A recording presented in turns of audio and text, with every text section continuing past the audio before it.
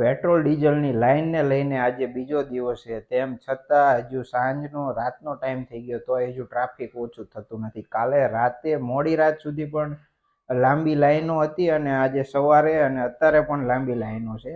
તો જેવી રીતે તમે કોઈએ ફેક મેસેજ પાસ કર્યો કે ભાઈ પેટ્રોલ ડીઝલ ખૂટી રહેવાનું છે અને એને લઈને તમે એ મેસેજ ઝડપથી લઈ લીધો, એવી રીતે સાચો મેસેજ પાસ કરે છે આપણા નાયબ મુખ્યમંત્રી સાહેબે પણ મેસેજ આપ્યો કે ભાઈ આવી કોઈ અછત સર્જાવાની નથી, પૂરતો સ્ટોક અવેલેબલ છે. તો તમે સાચા મેસેજને તો સ્વીકારતા નથી. આના લીધે થઈને જોઈએ તો આપણે મુખ્ય તકલીફ કોને પડે કે જે મજૂર વર્ગ હોય કે જે ડેઈલી 50 રૂપિયાનું પેટ્રોલ પુરાવીને કામ ધંધે જતો હોય એને, પછી બીજા ઉદાહરણ લઈએ તો દૂધવાળા છે, પછી શાકભાજી, છાશ, દહીં એ બધી જે રેગ્યુલર રોજે રોજ સપ્લાય કરતા હોય એને મુખ્ય તકલીફ પડે. કારણ કે જેને પેટ્રોલ ડીઝલ 1-2 દિવસ જેટલું હાલે એવું હોય તેમ છતાં લાઈનમાં ઊભા રહીને ટાંકી ફૂલ કરવાનો આગ્રહ રાખે છે. એની બદલે થોડો માહોલ શાંત થવા દો, 2-3 દિવસ પછી શાંતિથી રૂટીન પ્રમાણે પુરાઈ લેવાનું. એમાં શું, મારી ખુદની વાત કરું તો મારા બાઇકમાં 3 દિવસ જેટલું હાલે એટલું છે